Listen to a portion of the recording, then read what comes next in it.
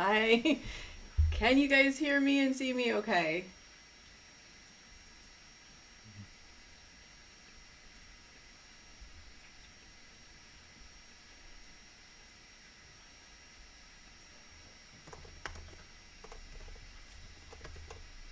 Okay, looks like you can. Okay, well, I'm gonna start then. So, welcome to the Animal Intuitive channel.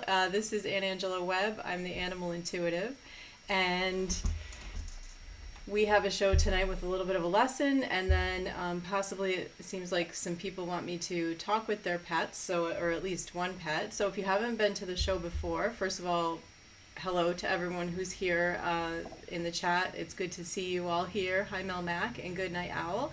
And anybody who's not in the chat, hello. Thank you for being here. This is the Animal Intuitive Show, and we have shows about animal communication and different types of natural pet care. I'm an animal communicator, a massage and acupressure practitioner, an energy worker. So we have shows about all these types of things that help animals and support them, and interviews also with people who are experts in the fields of animal care and advocacy. So I'm just so happy to just have anyone who's new here tonight. Thank you for being here, and let's get started. So,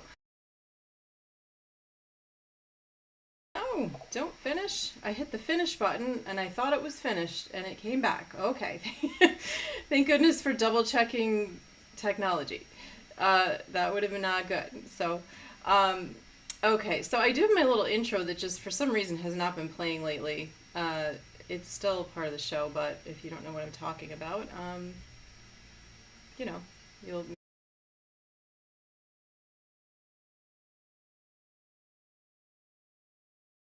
Come on, all you doggies, won't you walk with me? I'm the puppet dog.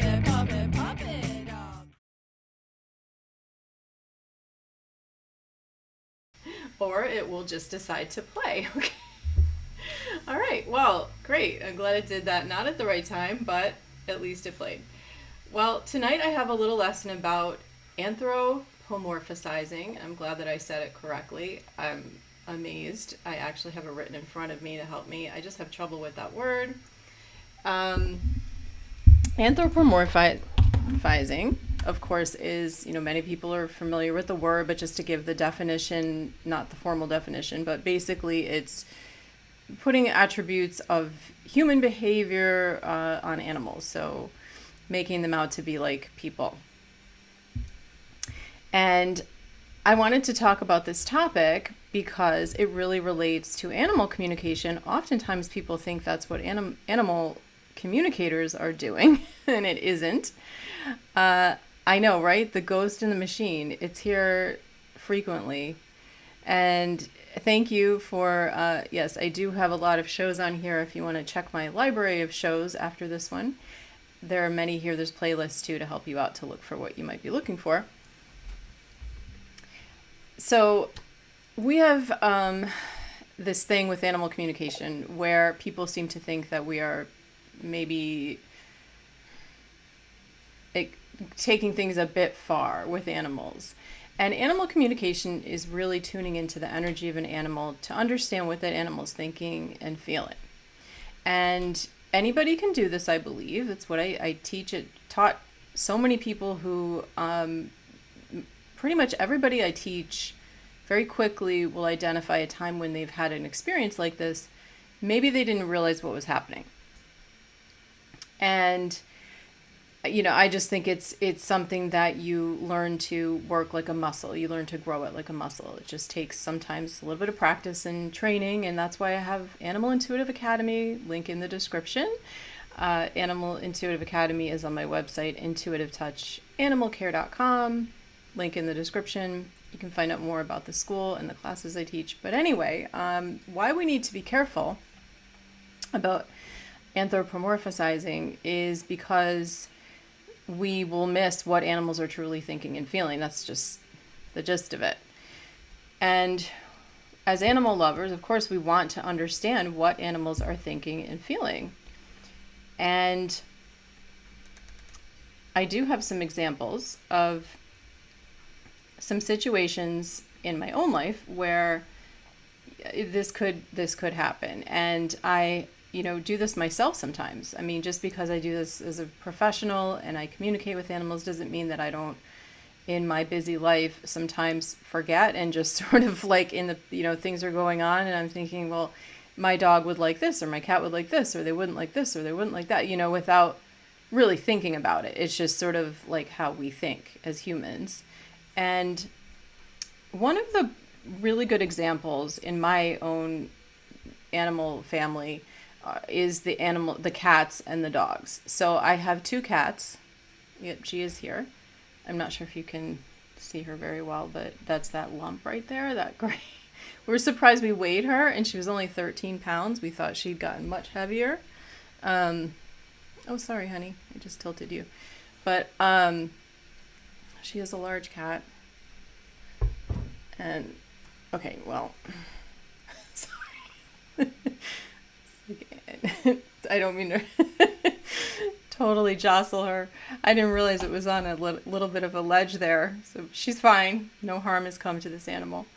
She is a large girl, but she's only 13 pounds. Although my other cat, Gracie's 8, so that does, there is a discrepancy there in size. So these cats love to hang out with the dogs, and they want to cuddle with the dogs. They want to play with the dogs. They want to play with the dogs' tails. They comfort the dogs if the dogs are upset. So I would think as a human, well, great, the cats want to cuddle you. The cats want to hang out with you. Aren't you lucky, that they want to do that? And you must love that. And if you're nervous dog, then of course this cat coming up to you and like snuggling next to you is very comforting and calming, and they're purring, and you just love that, don't you? Well, no, they don't really like it. And that's an example of, thinking that an animal is going to feel a certain way just because we would feel a certain way. And another example would be where it's really, and I also want to mention the concern about something like that is that it can actually become dangerous. I mean, luckily my dogs kind of bow down to the cats and they don't do anything except usually run away. That's normally what they do when the cats bother them. But if it could turn into something else in some situations. So if we're not paying attention and we're not thinking about the other side of things and about how the dog feels in a situation like that, then we might not do anything to intervene or redirect the cat or explain to the cat the dog doesn't like that. You would think the cat would pick that up and stop, but cats are cats, and sometimes they do things regardless of how others feel. So that could become a challenging situation that if you don't intervene, it could escalate in certain situations. And basically just, not acknowledging how an animal feels is not something most of us want to do because we love our pets. Another example, and I have a little video that I took today of my dogs, is sniffing. So when animals go on a walk or want to go on a walk, they often need to sniff. That's just something that helps them in a lot of different ways. Sometimes it's calming for them. It can lower blood pressure. I actually had someone on the show, Bonnie was her name, and I'll put a link I'll put it up on one of these things at the end if you want to watch it. But she has actually like a meditation about taking your dog on a sniffing walk. And taking them on walks like that can help them a lot in a lot of different ways, lower their blood pressure, reduces stress. It provides their mind something challenging. They need that. And if we pay attention to that, it's wonderful. If we let them do that, it's really great for them and it really can help them. So we want to, things like that, we don't want to miss those things because they're so important.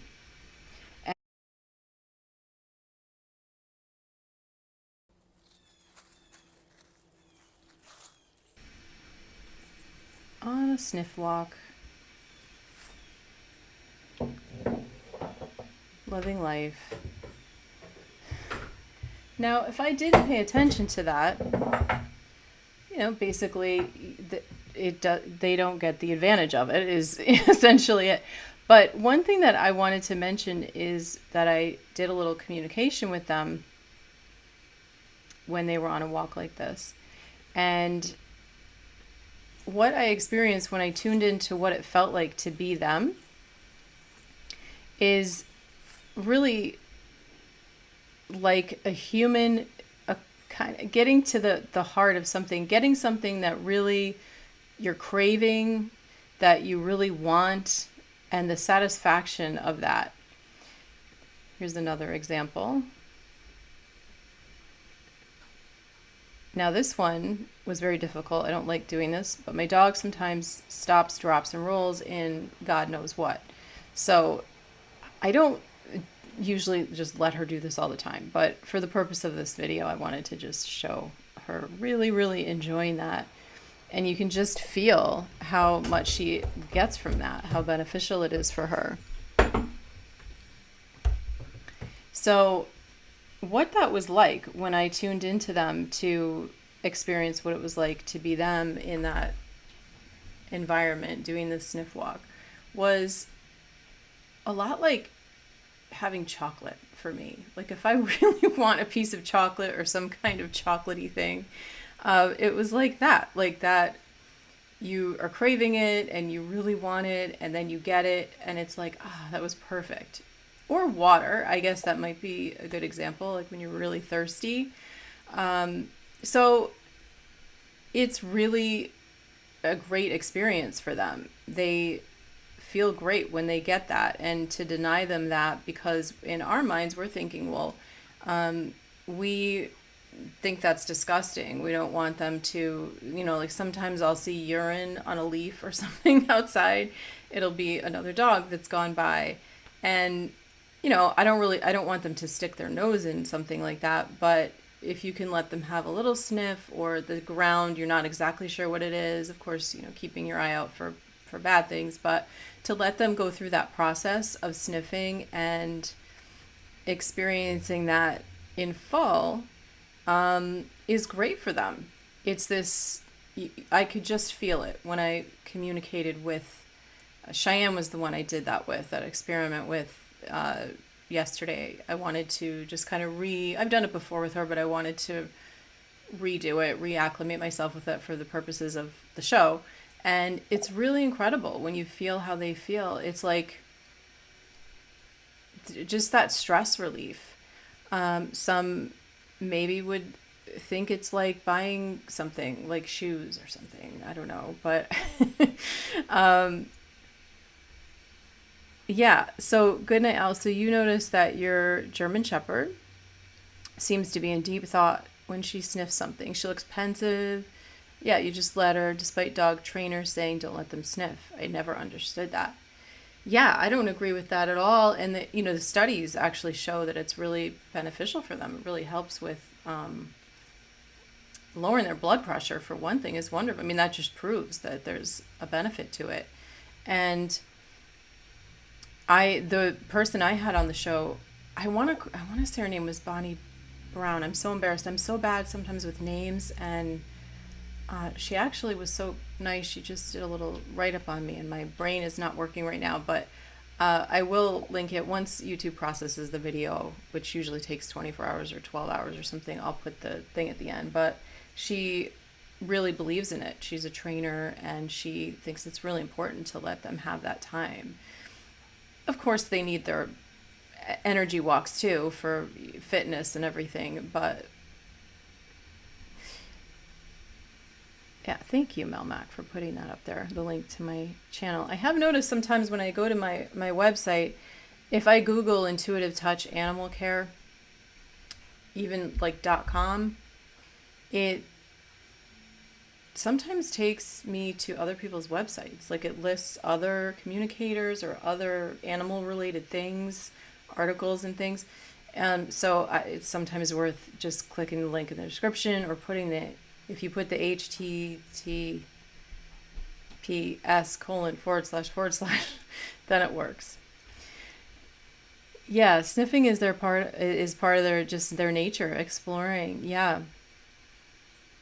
Right, yes. We want to avoid other dogs' things that they've left too close. The number two being one of them.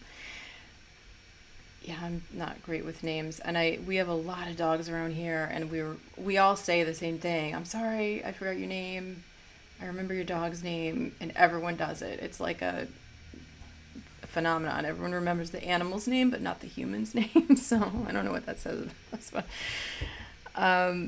so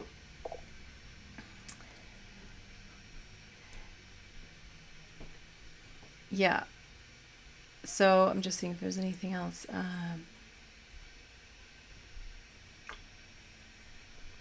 I think I just slurped into the microphone. I'm sorry. Yeah, you're welcome to if you're coming in and you do want me to communicate with your pet. I did have someone, Carol, emailed me.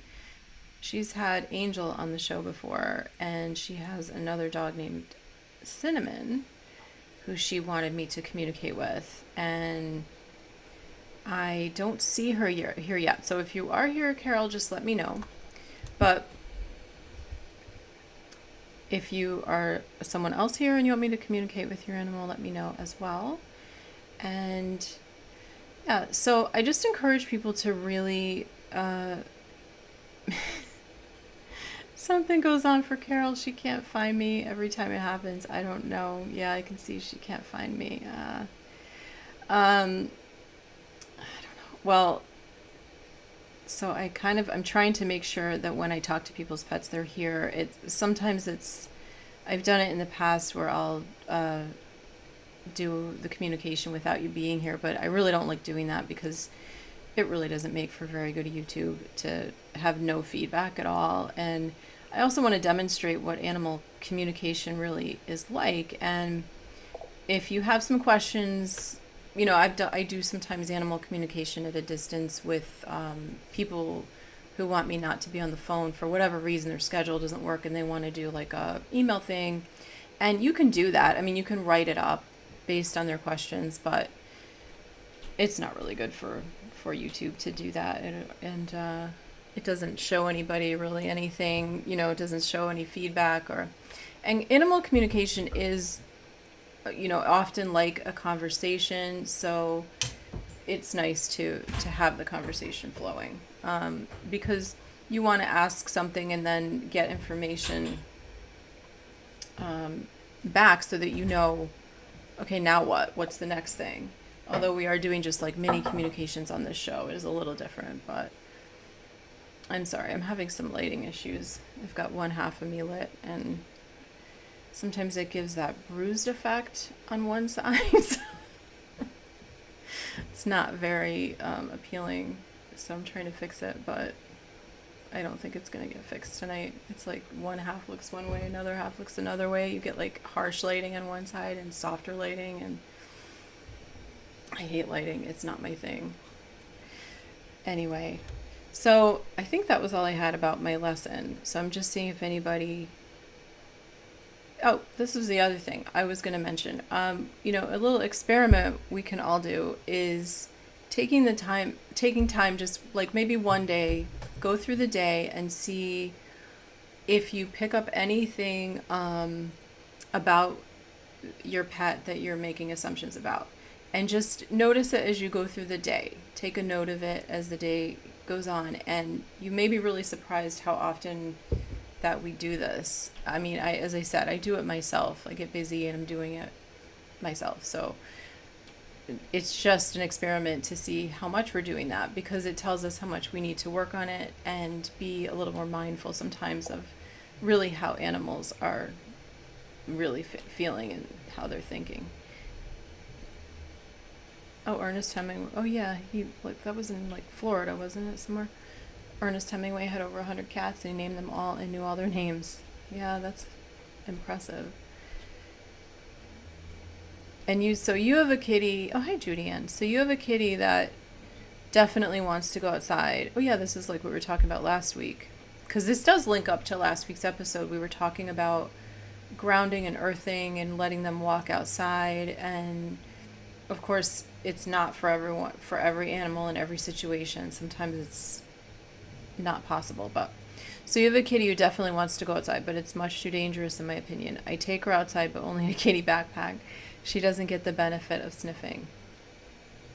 I think with cats, one way to, it's a little bit better because you can, with the sniffing thing, you can do things like have grass, like the homemade, not homemade, but the little grass patches for cats. So that might be something you could do. Oh, yeah, you have coyotes. Yeah. Oh, wow. And yeah, Key West, right? Many polydactyl too, right? That's where Ernest Hemingway's pets were. Yeah, we can't. Some places, we can't. My cats, I don't like to let them out around here. There's a major road close, right? Very close. If they got loose, plus there's a weird like dichotomy. There's like major road, but then right behind where I am, there's like a state sanctioned like wildlife area, and if she ran in there, it would be a nightmare. And I'll take her out on her harness, or sometimes I will go out there because I've told her, you can tell them about the dangers. That does not mean you want to just go on that. I mean, if you've got a cat that's really fixated on being outside and whatever, you make the decision that this is the right thing to do. Maybe you brought them in and they were already an outdoor cat. You can tell them about the dangers and show them scary things coming to get them. I said this in a previous episode. I will get really graphic with them and tell them the worst thing that can possibly happen to them. And show them in very scary images what could happen to them. But that doesn't mean that we necessarily can just depend on that to be the solution to them not getting eaten or lost or any. I mean, I hate to say that, but we want to make sure that we keep them safe. So we have to do what we have to do. So yeah, kitty grass.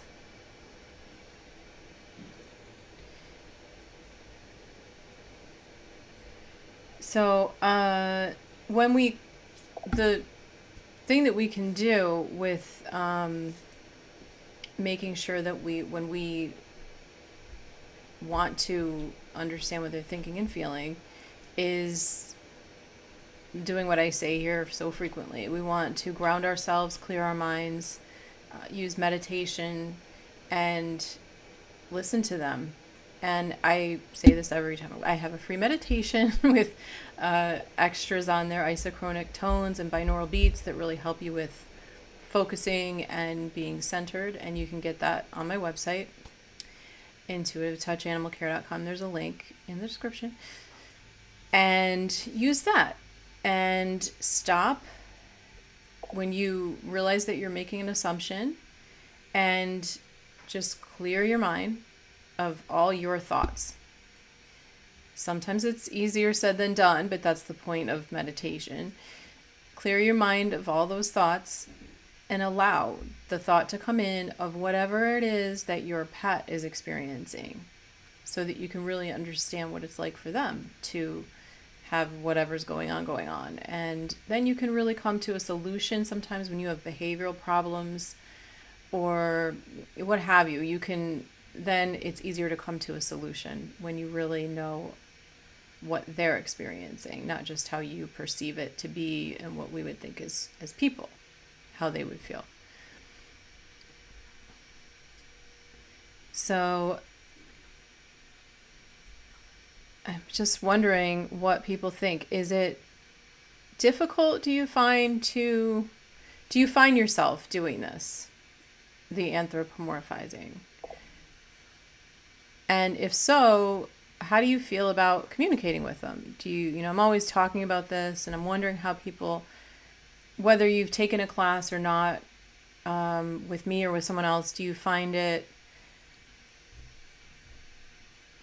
something that you're trying? People who've come to the show, and whether you've taken a class or not, are you finding that it's something you can do? But I'm really interested in knowing how much people think that that's an issue for them. Because, I mean, as I said, it happens for me, and I think it happens for a lot of people. We just get busy, and we often just want to find solutions too. And I do appreciate, by the way, if you are not subscribed to the channel, if you subscribe, you hit the bell, you'll get alerts about the show too, when the show is happening.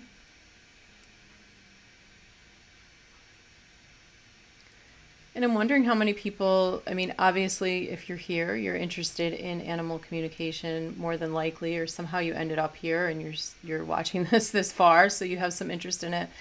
Is this something you would try? And do you think it's important even to really understand what animals are thinking and feeling? I'd love to know. You can always put it in the comments if you're watching later.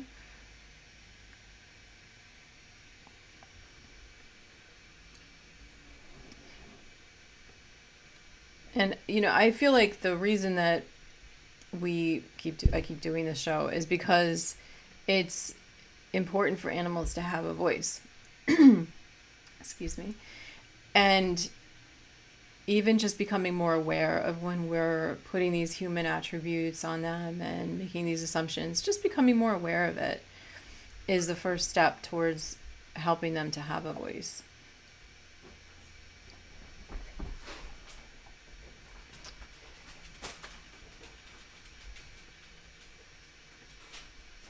And I think, you know, really what I want to remind you of is just let the information just flow and come to you. So when you clear your mind, just kind of, it's like you're having an expectation that the information's going to be there,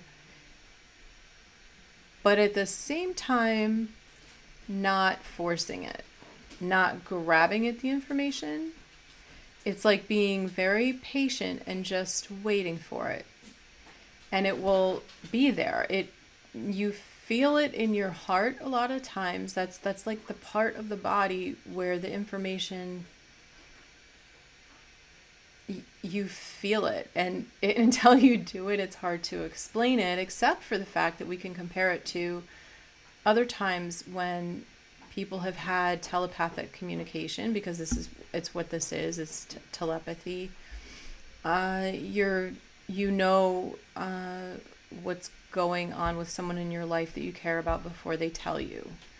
And when you get the confirmation from them, you're like, I knew that, you know, I had that feeling. I knew that that's what was going on. Or you get this feeling you shouldn't get in your car, and then you have something happen, like an accident or something like that. Or your tire goes out, or you know that you get this feeling you shouldn't go to something, and then you get there and you have not a good experience. A lot of times it's just a knowing. And the more that you practice it, the more you become aware of it and acknowledge it, and then you can start to use it more, because once you start to feel more confident after you become more aware that these things have happened to you already, you can go back and start, okay, that's how that felt, and then practice it with your pets and ask them to show you, ask them to give you confirmation.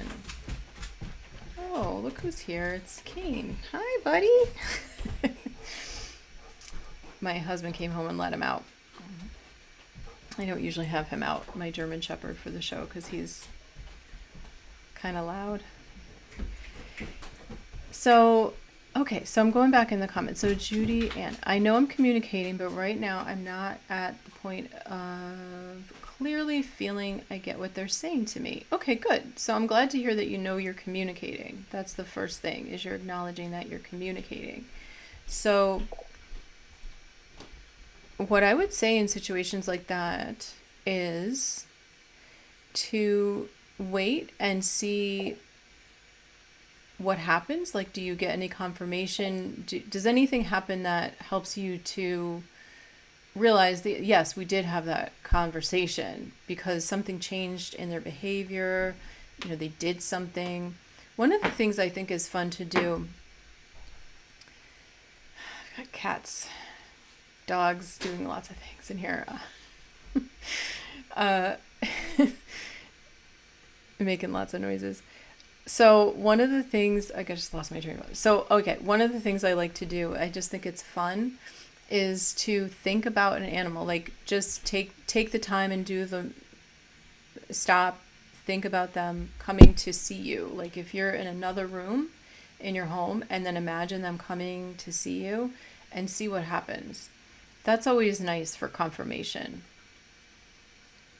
And just because they don't doesn't always mean that you haven't communicated with them. My cat Gracie is really good about it. She'll come the minute I start thinking about her. She just shows up. Now, Miss Giovanna over here has a little bit more attitude, and so she doesn't always want to do that. If she's happy where she is, she may not come to see me. The dogs are pretty good about it, though. Well, Kane's with me 24/7 anyway, as German Shepherds do. So, good night, Al. You say we talk to and dote on our babies as if they're human, but I figure it's more the tone of our voice that they react to than the actual words. Okay. So, I would say both. I think they do react to the tone of our voice, but if we, with intention, say something to them or want to receive information from them, it's like our stance. It's our energy and what we're doing in that moment. What's our focus? We have to set that intention.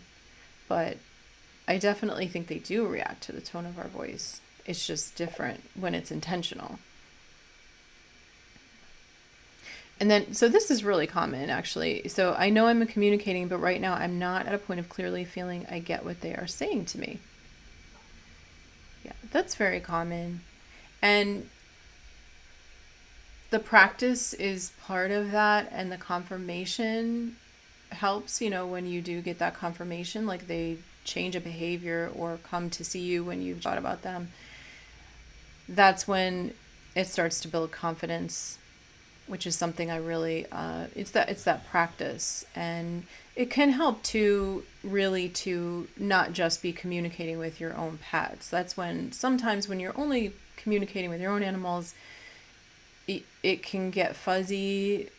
You're going to doubt sometimes if it's your own pets, especially when you're starting out. So it can help to practice with other people's pets. Just make sure that those pets are the pets of people who are open to this and will be open to it, because there really is something to energy. If you're practicing with someone's pet and that person isn't really open to this, and they're maybe doing it like, she wants to practice this communicating with animals thing, that's not necessarily going to be the best scenario. It messes with your own confidence, and I do think that messes with the energy. Energy is a thing. I mean, yeah, we can't see it, but you can feel it. When you're around somebody who's negative, it's the same energy when you are communicating with someone's pet and that person has a negativity about it or a closed-mindedness about it, or just not open to it. It can mess with the energy. It's like messing with the airwaves is the only way I can really describe it, but it's a real thing. So that's something you want to be mindful of if you're going to practice with someone's pet. And sometimes that's why we take courses, because it helps to be sure that, who you're practicing with, that person is open to this. Obviously, as a teacher, I have people practice with my pets in private classes, and then in group classes, I have the students interacting and practicing with each other's pets. Yeah, so it will. Yeah, since reading and exploring animal communication, it has definitely opened me to pay attention to my own intuition in many areas of life. It's amazing what it does when you start communicating with animals. It really, you start to become aware of a lot of different things. It's a lifelong journey, and it's just really interesting the roads it will take you down, sometimes that you just didn't ever expect.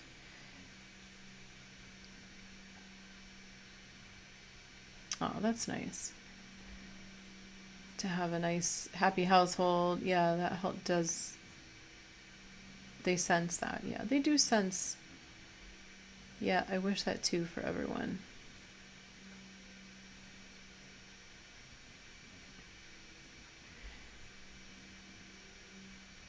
Right. Yeah, exactly. It's amazing how present and aware over the most simple things we become.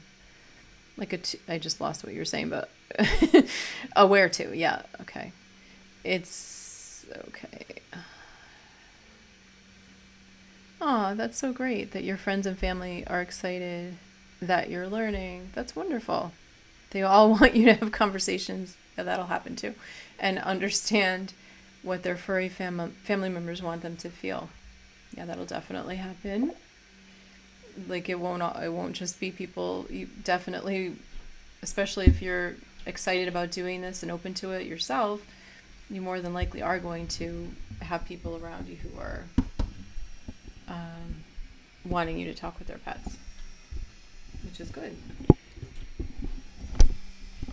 And then you can continue learning and you can become professional if you want. And you could do that with me if you want, because I have a certification for that. Plug. Okay. And I will tell you as a sneak preview, I am having some classes I'm going to be scheduling for the new year as follow-up to the intro course. I just had a big launch with this new class, the communication with acupressure and mindfulness for you and your pets, and that's available for download. I'm going to be offering, I will have a group for level, I haven't set it all up, but just to let you know, I'm going to be having this month some holiday specials coming up on some of these classes, so keep an eye out for that. It's the quickest way to find out about these things is to be on my mailing list, which you can do through my website. If you download any of the free things on there, you can sign up for it, or you can just sign up for my mailing list on there too, if you don't want free stuff, but you get something free too if you can do it that way. I'm not sure that made any sense, but I hope so. Yeah, so that's great. Keep practicing with people who are positive and open to this, and that'll go a long way. And then, get feedback from them. See, and it may not be that you get answers that moment. Like it may be that you talk to their pet and they're not 100% sure about certain things, but if they're open to this, then maybe in a week or 2 weeks, they'll come back to you and say, oh my gosh, the thing that you said about my dog or cat or horse or whatever, hamster, that ended up happening. The thing that we had a conversation about shifted. So that can be really encouraging to do that, and take notes too. Really encourage people to take notes about your sessions when you're starting out, especially. So.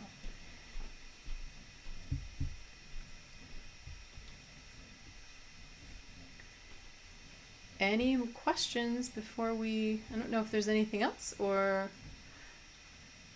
I guess we'll see maybe next week the person Carol, who got lost out there in the internet world, maybe she'll come back with her question about cinnamon. So I really appreciate, as usual, everyone being here, and if you had found this helpful, please hit the like button. Leave a comment, let me know what you think of this, and if you ever have any ideas for future episodes, let me know too. I'm always looking for topic ideas. Sometimes it can be hard to find topics, so let me know. I do appreciate that. And thank you everyone for being here. Keep communicating with your pets and let us know how it goes. It's good to see everybody, and please have a great weekend, and God bless. And give your fur kids a hug and a kiss from me. Oh, well, wait, sorry, there's a question. Do I speak with animals who have passed? People get bashful. Yes, they do. They do get bashful, I guess. I don't know where reptiles just. Oh, you're just adding reptiles. Yes, reptiles. We can talk to reptiles. I do speak with animals who have passed. Yes.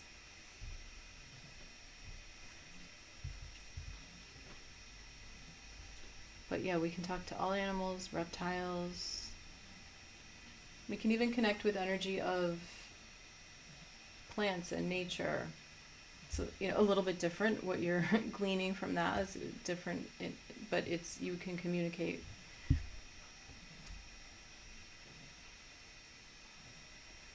Alrighty, well, I appreciate everyone being here, and if you're bashful and you were here this week and you want to come next week and have me communicate with your pet, please, if you want to be on camera, that's nice because we can go back and forth. And if you really don't want to be on camera, just send me a picture ahead of time, and then you can be in the chat and respond in the chat, give feedback. So thank you. Well, I just appreciate everyone being here, and I love it too. I love connecting with everyone, and I really look forward to this. So thank you everyone, and have a wonderful, yes, fall back this week. Yeah, this is the weekend where the time, we're gonna lose that or whatever. It's gonna get darker. That's all I know. So yeah, don't forget that. I guess you get another hour, but it just gets darker. That's the bad thing. All right, everybody. Have a wonderful weekend, or whenever you're watching this, have a wonderful day or night. Bye.